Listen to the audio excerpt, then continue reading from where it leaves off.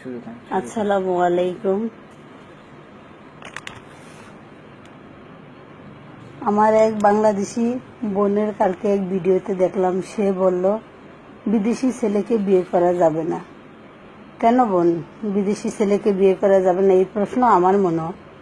বিদেশি ভাইদের কষ্টের পরিশ্রমের টাকা দিয়ে আজকে আমাদের বাংলাদেশ চলতেছে। শত শত মায়ের ছেলে বাইরে থাকে। এই ঘাম ঝরানো পয়সা দিয়ে আজকে আমরা বিলাসিতা করছি বাংলাদেশের মাটিতে। মা বোন ভালো স্কুলে পড়াশোনা করছি, ভালো ড্রেস ব্যবহার করতেছি বিদেশি পয়সা দিয়ে। কয় বোনের ভাইয়ের বোন বাংলাদেশে বড় বড় চাকরি এবং অট্টালিকা আছে, তা ব্যবহার করছে। বেশিরভাগই বাইরের পয়সা দিয়েই তারা সুখী জীবনযাপন করছে। আর এইভাবে বলাটা বোন তোমার মনে হয় ঠিক হয়নি, কারণ কত কষ্ট ওরা বাহিরে করে তা যদি তুমি দেখতা, কোথায় তারা ঘুমায় শুধু একটি মেয়ের সুখের জন্য, একটি মায়ের সুখের জন্য, একটি বোনের সুখের জন্য। আজকে সেই বোন যদি এই কথা বলতে পারে, মেয়েরা নাকি মায়ের জাতি। আজকে তোমার ভিতরে কোন মনুষ্যত্ব আল্লাহ দিয়ে তোমার এই পৃথিবীতে পাঠাইছে, আমি অবাক তোমার কথা শুনে। তুমি কি জানো তোমার এই সুখের কারণে সে কত কিছু থেকে বঞ্চিত, কত লাঞ্ছিত, কত কষ্ট করতেছে বিদেশে? তোমার একটু সুখের কারণে সে দেশ থেকে দূরে, মা থেকে দূরে, সমাজ থেকে দূরে, ভাই বোন থেকে দূরে, নিজের ঐতিহ্য থেকে দূরে, নিজের সংস্কৃতি থেকে দূরে সব কিছু কুরবানি দিছে শুধু এক মা, এক বোন, এক স্ত্রীর জন্য। আর সে মায়ের জাতি, সে আমরা সেই বোন হয়ে বলছি আজকে বিদেশি ছেলেকে বিয়ে করা যাবে না। হ্যাঁ বোন, বিয়ে করা যাবে না। কেননা তোমার মতো দস্যু নারী যারা, তারা এই কথাই বলবে, এর চেয়ে ভালো আর বলতে পারবে না। ঘটনা হইল, তুমি তোমার এনজয়টাকে বেশি মনে করছো, কিন্তু সেও তো তোমার জন্য সবকিছু ত্যাগ করতেছে। সে তো এই কথা বলে নাই যে আমি বিয়ের পর আমি তোমার মা বাবা ভাই বোন দেশ ত্যাগ করতে তোমার জন্য আমি বাইরে যাইতে পারবো না। সে তার পাশে কে আছে? কেউ নেই। সে সকাল সন্ধ্যা জবে যায়, নিজে জব থেকে ফিরে রান্না করতে হয়, কাপড় ধুইতে হয়। ওই পয়সা সে ঠিকভাবে খায়ও না, দেশে ব্যাক করে যে আমার মা সুখে থাকবে, আমার বাবা সুখে থাকবে, আমার বোন সুখে থাকবে, আমার স্ত্রী সুখে থাকবে। আর তোমরা বলছো বিদেশি ছেলে বিয়ে করা যাবে না। আসলে তোমার খুব ইচ্ছে করছিল, যদি তোমারে আমি সামনাসামনি দেখতাম তাহলে আমি আসলে মন ভরে তোমারে দেখে নিতাম যে তুমি কি নারী না তুমি দস্যু। আর এই কিছু দস্যু জন্ম হয়েছে আমাদের মতো মায়েদের বোনদের পেটে। এই দস্যুদের কারণে আজকে আমরা জাহান্নামের রাস্তায় পা দিয়ে ফেলেছি মেয়েরা। কারণ ভাষা খুঁজে পাইতেছি না যে তোমার আমি কি বলবো। আমার বুক থরে থরে কাঁপতেছে। বিদেশে যারা থাকে তাদের মুখের দিক সন্ধ্যা হলে, যখন ওরা কাজ থেকে ফিরে, মায়া ভরা মুখ, তার ঠোঁট শুকনা, তারপরেও তারা ব্যস্ত থাকে যে এই কষ্টের পয়সা কখন আমরা আমাদের ফ্যামিলিতে পাঠাইব, তারা সুখে থাকবে। কিন্তু তার একটু সুখের কথা সে চিন্তা করছে না। আর তাদের কথা তোমরা চিন্তা করছো না যে আজকে তারা পয়সা উপার্জনের জন্য কত দূরে, শত শত মাইল দূরে অপরের কাছে থাকছে। নিজের ভাষা না, এক মুঠো রান্না করে দেওয়ার মতো কেউ নেই।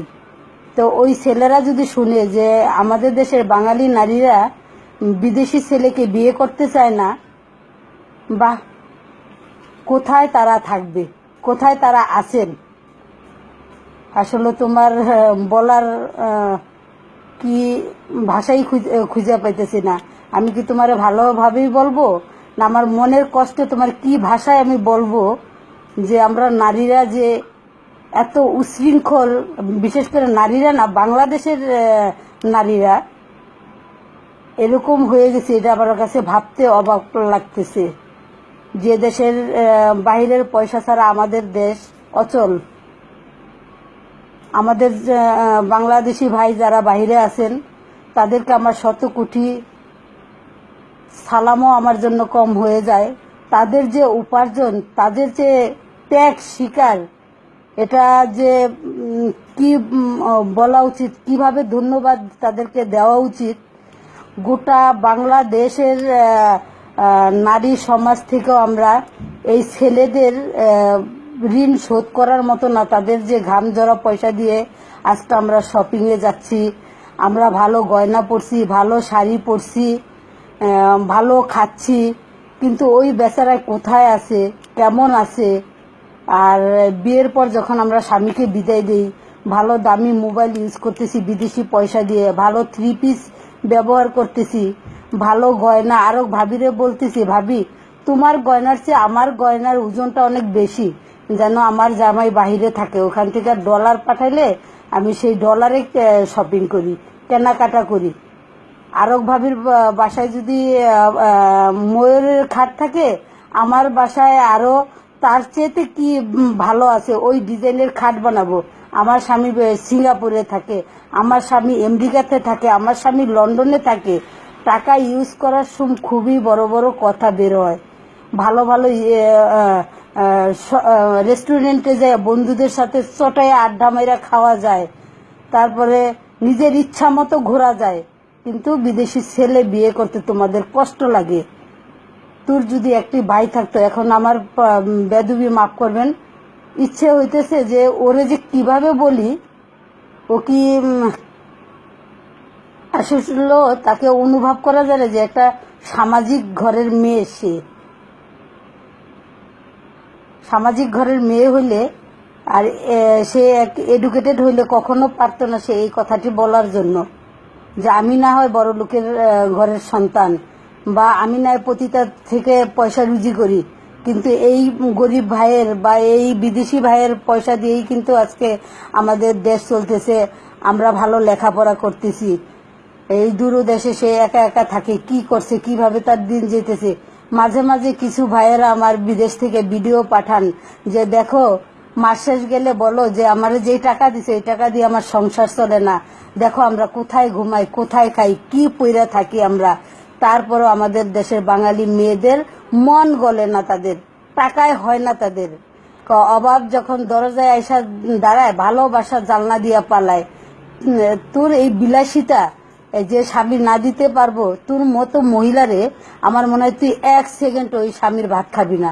আর ভালো নারী স্বামীর সাথে সে কষ্ট করে দিন পর এক বেলা খাবে, স্বামী দূর দেশে থাকলেও সে সেটা মাইনে নিব যে আমার জন্যই আমার স্বামী কষ্ট করতেছে দূরে। বেয়াদব মেয়ে,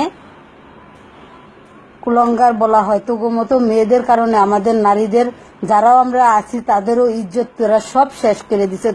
এই মুহূর্তে লজ্জায় আসলে ভিডিওতে আসতে চাই নেই, কিন্তু তোরে দেখার খুব ইচ্ছা।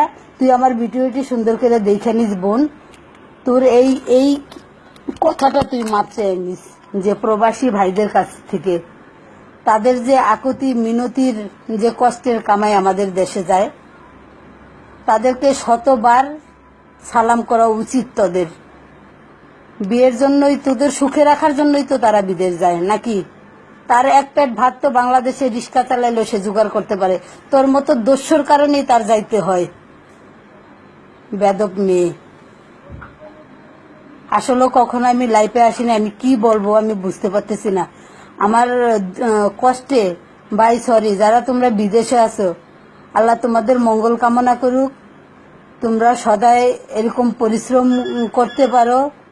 তোমরা এই কষ্ট করে পয়সা দেশে দিতেছ। আমাদের গরিব দেশ, আমাদের বাইরে থাকতে হয়। আমাদের দেশের এমন অ্যাবিলিটি নাই এক ঢাকা শহর ছাড়া যে আমরা নিজের দেশে নিজেরাই থাকতে পারবো। আমাদের বাইরের দেশে যাইতে হয়। বাইরের ইনকাম ছাড়া আমাদের এই গরিব দেশের লোক আমরা চলতে পারি না। হ্যাঁ, আসলে ভাই গুছিয়ে বলতে পারতেছি না, ভুল হইলে ক্ষমা দৃষ্টিতে দেখবেন আপনারা। অনেক কষ্ট হয়েছে এই কথা শুনে। আমিও প্রবাসে থাকি, মালয়েশিয়া থেকে। আমি এখানে বুটিকের ব্যবসা করি, জোহরবারুতে তামান্ডায় অবস্থিত আমার দোকান। আমি আমার সকল ভাইদের বলতেছি যে এই নর্তকী মহিলাদের কথায় আপনারা কখনো কষ্ট পাবেন না। আপনাদের যে ঘাম জোড়া রক্ত পানি হয়ে ঘাম ঝরে সেই পয়সা আপনারা কামায়া দেশে পাঠান, বউ বাচ্চা সবারে দেখতেছেন, সব থেকে বঞ্চিত, সবকিছু কুরবানি দিতেছেন। আপনাদের মতো পুরুষের দায় দেওয়া চলে না। নিজের মাটিতে সবাই পারে, কিন্তু বিদেশের মাটিতে যে পারে সেই পুরুষ। আপনারা আসলে দক্ষ পুরুষ।